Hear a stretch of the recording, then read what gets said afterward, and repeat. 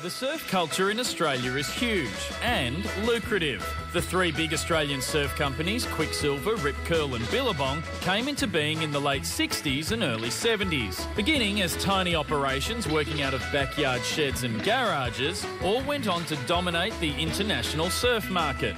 Inspired by these success stories comes drift. If we play our cards right, we could be shaping a much bigger future here. We can't beat the man by becoming the man, yeah? Filmed and set in Western Australia, it stars Sam Worthington and Myles Pollard and tells the tale of two brothers in the 70s who battle killer waves, straight society and ruthless bikers to kickstart the modern surf industry. This is either the start of something cool or the beginning of the end.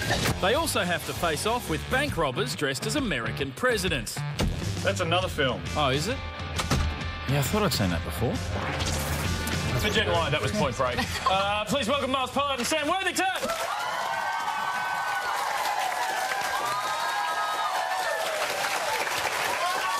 Welcome, guys.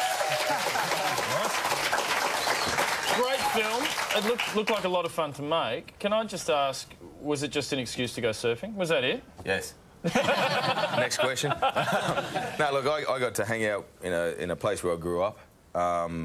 You know, doing something that I'm passionate about, surfing and making movies, with a mate of mine who I've known for 16 years. So you're both surfers already before this movie? How many times did you get nailed? Because there's some footage in there of you guys wiping out. He dropped me off on the first day in 20 to 30 foot swells.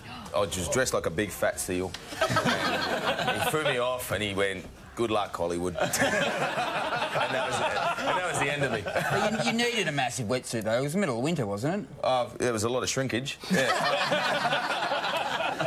Of the wetsuit. Okay. I'm trying to help you here, Sam. It is freezing water over there too, and I was reading that you guys wanted to, because you were doing it on budget, you wanted to do it, you know, without having everyone around you keeping you warm and wrapping you in blankets, and, you know, you just dove in there, got out and kept shooting. Yeah, well, I made this really intelligent decision that let's keep it really close to period. And, you know, these guys, they had no money, so they wouldn't have any wetsuits, right? So it froze. It was horrible. He was in a jumper and shorts, and you know he's the producer as well as the lead actor. So he's out there, and he as the actor he couldn't really call up his agent and say, "Can you talk to the producer?" Because that was he kind of screwed himself.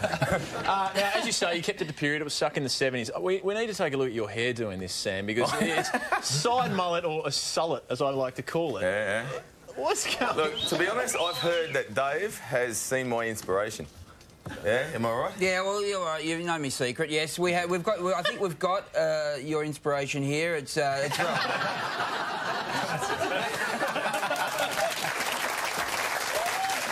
Mate, that's dead on, brother. I'm telling you, it's dead on.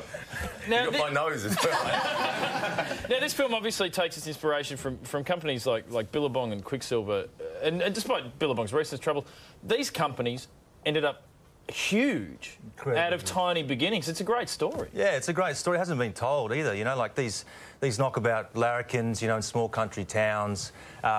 They fought for their own survival. They tried to make a better life, and in the process, they create the pillars of the modern surf industry, you know, just doing what they love doing, and now they're these global conglomerates. Quicksilver in the 70s, Quicksilver was everything. It was everything. It was everything.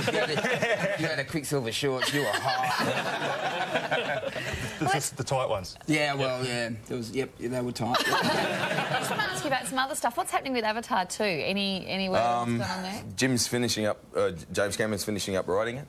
They built a big kind of, you know, basically an Avatar studio for us, and look, I'm waiting for the boss to put us on the plane on the rocket to Pandora. So. What level is the technology at now with him? Is he just pretty much got a DNA sample of you and he just chucks in the computer and everything else is done? Pretty much, that's why if I drowned on this, it didn't matter. What about the budget of this film compared to Avatar? I mean, how many days filming could have you got from Avatar with budget, do you reckon? To be honest, and my mate, I don't want to embarrass my mate here, but the only way he could afford me was an indecent proposal, really. It was either a night with his wife or $1 million. It was a night with my wife and $1 million. And what were you saying today? Arnie was even talking about... Yeah, Arnie... saw an interview recently. I've got the quote here. It's awesome. He's talking about you, and he said that you're very determined, likes to do all his own stunts, a real go-getter, great actor.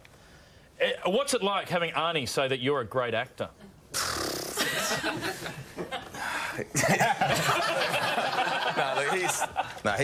That guy. I grew up watching Conan, Terminator 2, True Lies. You know, the guy's an icon, and when you meet him, and I think he's in town in a couple of weeks. He's 62. He's put his mind to everything. He conquered the muscle building, conquered movies, conquered California, and he's back to doing movies. And anything that man has said to me, I'm very humbled that he's that what he's a legend. You're not going to say a bad word about him. Exactly right. Yeah. Well, Drift is in cinemas May 2nd. Would you please put your hands together for Myles Pollard and Sam Worthington? We're going to take a break, but after that, Kitty Flanagan coming right up. Don't go anywhere.